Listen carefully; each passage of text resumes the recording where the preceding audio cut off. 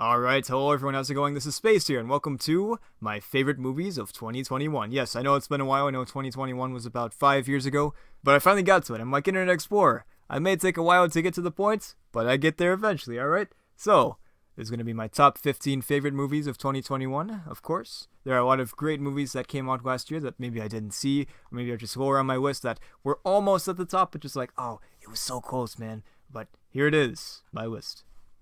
Before we get started, I want to go over some movies that didn't quite make it onto the list, but were just movies that I really enjoyed nonetheless, that were just so darn close. We've got Nobody with Bob Odenkirk, a fun action movie with a lot of really cool stuff going for it. It's got sort of, in a way, a John Wicky sort of feel and style to it, but it also has its own unique identity, which I think is great, and something that I do hope gets a sequel. That'd be awesome.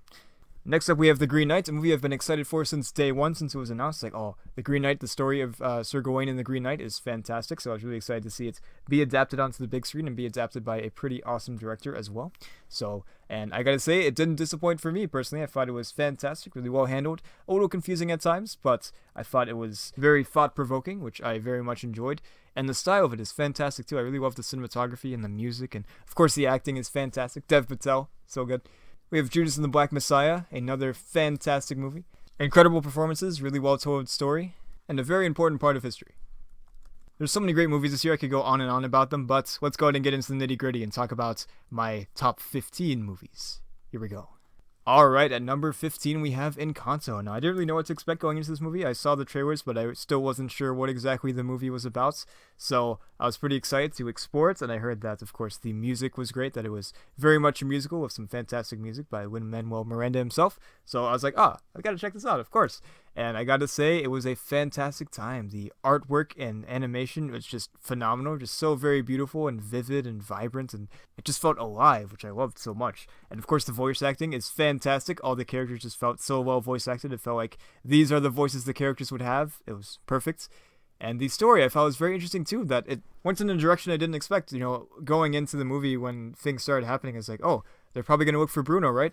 No, they're not going to look for Bruno. We can't talk about that, though. We can't talk about him, of course. Like I said, the music is very catchy. It will get stuck in your head the instant you hear it. Just like you hear the first note, it's already in your head. It's too late. You're gone. Overall, a very magical experience. I also love the cultural connection it has, too, so it is such a beautiful time. I highly recommend Encanto. Oh, yeah, Wes Anderson is back. I was so excited when this got announced. I remember just being like, oh, a new Wes Anderson movie? I'm there, day one. Except for the fact that my movie theater didn't have this movie, so I had to wait for not day one, but like a few months later. But I saw it eventually, right? And it was fantastic. This very much feels like a Wes Anderson movie, so if you like his style, you'll probably like this too. It's such a fun story of this French Dispatch, a newspaper that sort of tells these different stories about life and arts and whatnot. And it follows these three separate stories with different characters, which I think is really awesome. Each story is quite unique from each other, and they're quite fun and enjoyable to watch. I do admit the second story, the middle story, isn't quite as interesting perhaps as the other ones, but I still think it is very well handled. But you've got like the story of like this painter who's locked up in jail, and it's fantastic. You got the story of like this young youth leader trying to incite change in his college, and the story of a kidnapping. The style in this movie is just so fantastic. I just love it so much. It just has that just artsy feel that Wes Anderson really captures. That very precise, like absolutely every shot is like, if you pause the movie, it's like looking at a freaking painting. It's amazing. And of course, the acting is phenomenal. There's so many incredible actors in this movie. Just it's insane. Just looking at the cast list of these movies, like, geez, man, you got everybody. I'm even in the movie. Wes Anderson didn't disappoint this year. All right, this was a great year for musicals, and at number 13 we have Tick Tick Boom. Not only was this a great year for musicals, but also a great year for Andrew Garfield, too, being in, like, two incredible movies this year. Fantastic. He delivers such a great performance as John Larson that really just sucks you in and just holds you until the very end of the movie. It's incredibly well directed. Lin-Manuel Miranda just knocks it out of the park with this. The cinematography is fantastic. There's some really good use of CGI, too. It's not overwhelming with CGI, but there's some moments that really are enhanced with the CGI. Fantastic. The songs are incredible. They're also pretty darn catchy, too, and so much fun and energy and emotion into them. It just impacts you so much. And this movie is definitely one of the movies that impact me the most, too. Watching it is like, oh, it hits the feels sometimes, man. It's strong. It was such a great celebration of a brilliant mind. Next up, we have Luca, another amazing and beautiful animated movie from this year. Like, the visuals in this movie are just so stunning. Like, the setting is just so vibrant and pretty and very alive. And, the characters are so fun, too. Sort of like a story about going out of your comfort zone and trying to find a new place to live and, trying to fit in and stuff like that. But realizing that, hey, my differences aren't bad. You know, I can be different and I'm still good. I don't have to be like everyone else, which is a beautiful message. Once again, the voice acting in this is just so incredible. It's just impressive, honestly, just how amazing that is. Just it feels like these characters are just talking to you, man. It doesn't feel like someone's acting through it, but it feels like these characters are once again alive and talking to you. This is such a sweet and moving movie. I'm sort of buzzing for these fast, but don't worry, we'll be talking about some of these a little more in depth as we go on, but I just wanted to get through these earlier ones to the top, the very tip top, the nitty gritty, as I say. So next up, we have another Lin-Manuel Miranda venture. This time he didn't direct it, of course, but he wrote the original musical, and that is In the Heights. I was incredibly excited for this too. My school put on In the Heights when I was back in high school in 10th grade, and it was phenomenal. I was just so impressed with how well they did, and it was exciting to see this being translated onto the big screen because I loved it for so many years. I've listened to the soundtrack a lot, so to see it be adapted into a big movie was fantastic, and it's so beautiful. Like the cinematography in this is insane. It's probably like probably some of my favorite cinematography this year. There's a movie that's higher up that has probably is my favorite shot movie, but in terms of this year. But this one was just so great. Anthony Ramos as Usnavi was perfect. All of the casting was perfect too. Everyone felt like they did so well as their characters. They felt like they embodied their characters and brought them to life just perfectly. The songs are infectious and just makes you want to get up and dance or makes you want to cry. They're so beautiful. It's also a very culturally significant movie as well, and it's just such a great movie. I just enjoyed it from beginning to end. A lot of these movies I've been very excited for, but this one though, this is probably like one of my most anticipated movies of this year. Edgar Wright's Last Night in Soho. Edgar Wright is one of my favorite directors, so seeing another movie from him was fantastic. And I do admit this one is probably lower on my sort of Edgar Wrighting ranking, if you will, but I still think it is fantastic nonetheless. This is a movie that really stuck with me. Like, there's a lot of movies out there that I see that I love, but this one just like, I was thinking about this like days after seeing it. Like, it just stuck with me so much because it has such important and interesting messages too, such as, of course, toxic masculinity and also sort of dealing with nostalgia and trying to deconstruct it and not say that this thing was great because it was in the past or everything was great in the past, now things suck. That it's not true. Things were bad in the past too, man. So I think those are very important lessons that are thrown into this movie, and they're handled quite well too. And the story as well is just, it's very clever. Like the marketing especially too. Like I thought the marketing gave too much away, but in actuality, maybe it didn't. Who knows? I saw the movie, I know, but maybe you don't know. I don't know. But fantastic performances once again, just really great stuff here. The style is fantastic too. It really captures that 60s feel, the music and the cinematography and the setting, so beautiful, so dark and gorgeous too at the same time. And there's some like really unsettling moments. There's like moments that would be handled so differently by another director, but Edgar Wright just nails it, that he makes it just so uncomfortable to see certain things. Like, wow, it's perfect. So he handles this movie quite well, and it's just such a fascinating story. It's like this mystery that spans across like two different times. Like you've got the present, you've got the past. It's fantastic, and things aren't as they seem. So it's fantastic. I love this movie. It's really good. All right, next up we have Zack Snyder's Justice League. Now, this is something that the fans have been asking for so many years, so it's very satisfying to see this come into reality, and my goodness, man. The original Justice League, say what you will about it, but dang, this one really just nailed it. I feel like the pacing was kind of off in the original Justice League, but I think this really fixes it up, with 4 hours, 2 extra hours there, really make sure things don't fly by really fast, because like at the time, like in Justice League, the original cuts, when Superman is, brought back, resurrected, that's pretty much the end of the movie. It pretty much is almost over at that point. They go off and fight Steppenwolf and boom, it's done. But this though, however, it takes a lot of time to get to that point. So it feels like there's like a really nice journey. It feels like characters aren't rushed. Like we barely get to know some of these characters in the original cut, but this one really gets to spend time with the characters, especially like Cyborg. Like Cyborg was just so cut out of the movie of the original cut. But this one though, really thought we get to know him. Like he feels like one of the main characters of the movie, which I think is fantastic. Of course, Ray Fisher is insanely good in this movie. He's fantastic. It's really great to see more of Flash too. We could see more of his stuff. Just more of everything really. It's fantastic. There's definitely moments where you feel like that was definitely, Josh Whedon there. But seeing Zack Snyder's take on it was great. It's like this man had a vision and we finally get to see that vision. And that vision is beautiful. It's a shame that this may not get continued. I feel like they're probably going to move on from this. They're like, here, take this. Now stop annoying us about the Snyder cut. You got it. So go away. So that's really unfortunate if that does happen. And I feel like it probably will happen. So, it's sad to see that, there's so many great things that could have happened. They could have made a sequel to this. It would have been amazing, but here we are. Next up, we have another superhero movie. We got Shang-Chi and the Legend of the Ten Rings. Now I gotta say, going into this, I had some expectations. It's a Marvel movie, so it's bound to be good, right? But I didn't expect to like it this much. Like I was pretty blown away, and it's not just me like first time hype. Like I saw this twice, and the second time I was like, okay, the movie was good the first time, but the second time it's probably gonna go lower for me, right?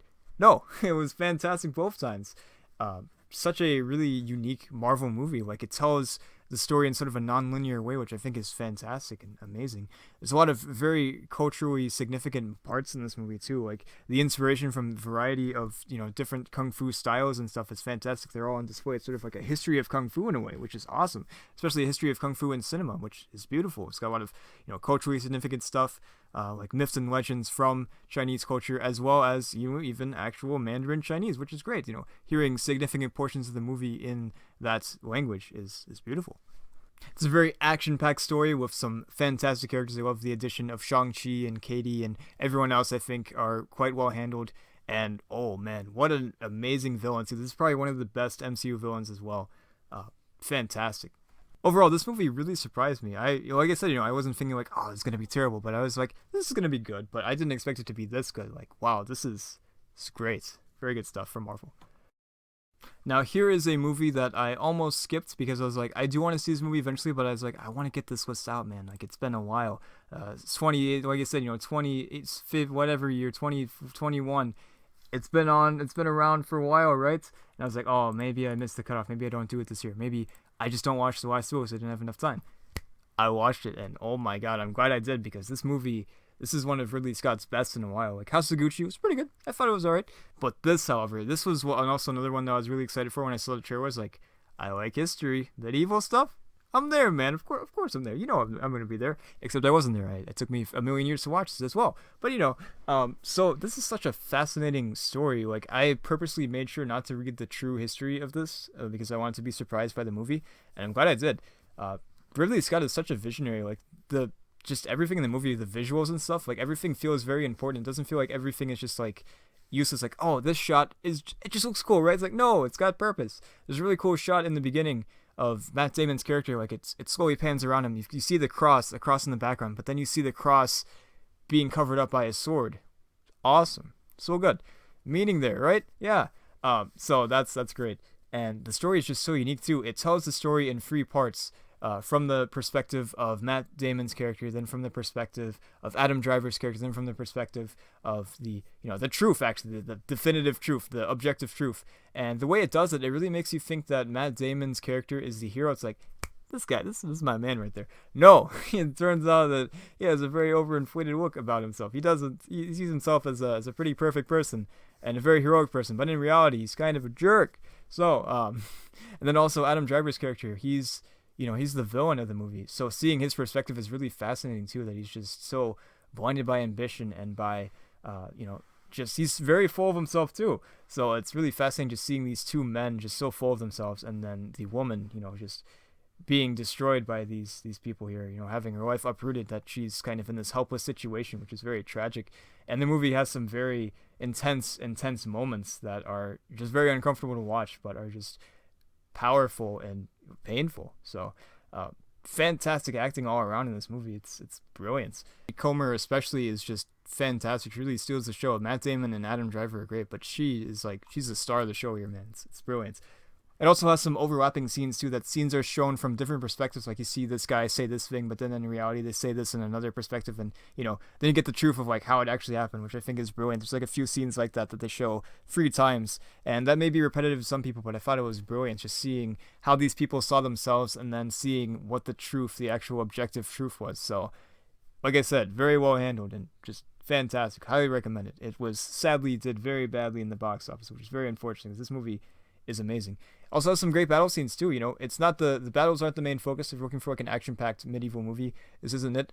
But the story is just so amazing that it doesn't really feel like it needs to have a lot of battle scenes. But the battle scenes in this movie are freaking nuts, man. It's amazing. So yeah, The Last Duel, so good. Come on. All right, next up we have Ghostbusters Afterlife. I've got to say this movie was also incredibly well handled too. Some movies just feel like sort of cash grabs, like, oh hey, let's make a sequel to this.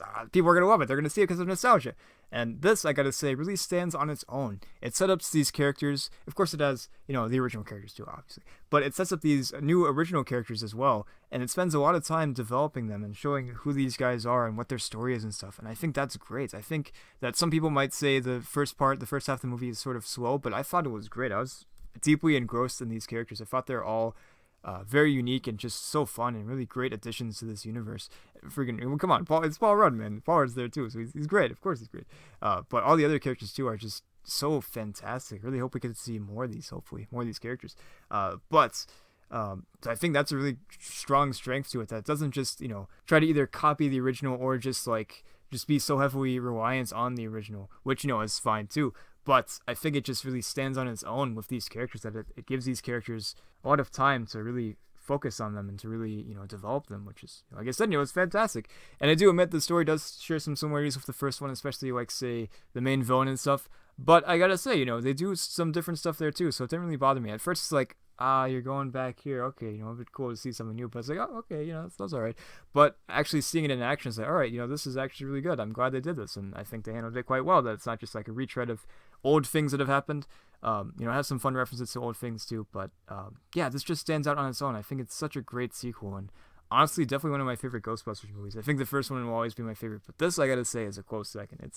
It's quite well handled. Very, very glad this happened. Here we are, down to the top 5. Alright, so at number 5, we have The Suicide Squad. What a fantastic movie. It was just so very well done. James Gunn is such a fantastic creator. I've loved all the things he's done. The Peacemaker show, that's been fantastic so far. And it's great to see just all these characters. Most of them are pretty, lesser known characters, so it's great to see these characters have a time to shine. And it's clear that James Gunn really loves these characters and really cares about them a lot. And the actors as well, really clear that they also care about the characters quite a bit too. So it's just so well done. It's James Gunn, come on. It's got some funny moments, got some really incredible action-packed moments. The cinematography is pretty crazy and awesome. Story is fun too. It's got this sort of war movie feel to it, which is great. Has some nice twists and turns thrown into the mix for some extra spice, and yeah, such a fun time. I had a really great time seeing this with my good friend Chris, so that was very, very cool experience there. But yeah, this movie, it's got to be honestly one of my favorite DC movies at this time. It is just very well handled and just so much fun. Well, like I said, it's a good year for musicals. Number 4, we've got West Side Story. So, okay, Ansel Elgort, I know. But this movie is beautiful. I had some high expectations for this movie. I liked the original. I thought the original was fantastic. I didn't expect it to be this good, honestly. I was like, this is going to be good, but wow. Spielberg does it again, man. This guy just continues to impress me, honestly. Like, just that it's still good. The cinematography of this movie, I got to talk about this. Wow. It's probably some of the best cinematography I've seen this year. This and the movie right after this, number 3, wow. Fantastic. It's absolutely gorgeous. Like, I was just so enthralled by the cinematography in this movie. Like, really, like, it's just so great. Like, the lighting and the shadows and just everything, just so very well done. Like, the shots are very carefully chosen, much like Ridley Scott, very purposeful shots too. Like, Spielberg really knows how to be a visual storyteller, and he uses that to his advantage, which is fantastic. The characters, of course, are great, and of course the same characters from the original, but new actors and actresses who are fantastic too. The person that plays Maria is, wow, she's fantastic. I hope she goes really far in her career. She's great.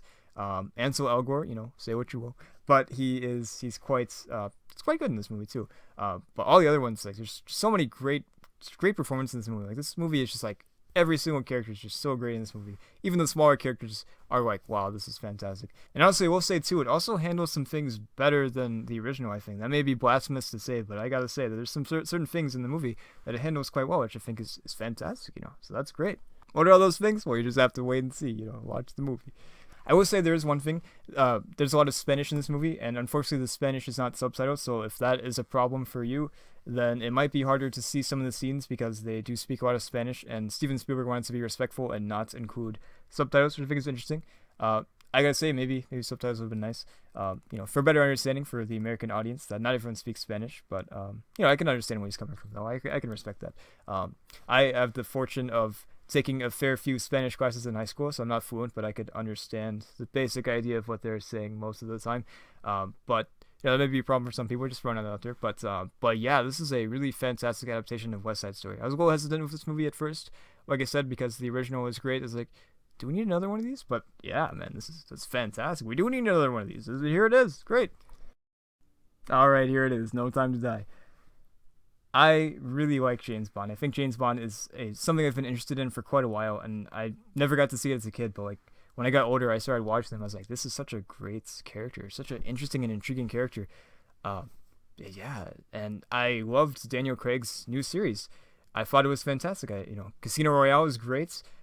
Quantum of Solace, I rewatched it. I was like, it's pretty good. It's not my favorite, but it's pretty good. It's probably my least favorite of the Daniel Craig ones, honestly, but I think it's still good. Skyfall, wow, fantastic. I've always liked Spectre. What can I say? I don't know. Maybe there's something wrong with me, but I've always thought Spectre was interesting. Some people might say it's dull or boring, but I don't know. Something about it just does it for me. I don't know. So I was really excited for this. I rewatched all of them in preparation for this. I was so pumped, so ready for this, and wow.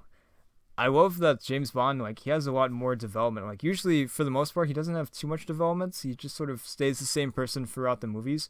It's more of just, like, the things he goes through and stuff like that, like, the plot and the villains are, like, what keeps it, like, keeps the thing moving. But James himself is also a great character, too. But he just sort of stays a static character for the most part.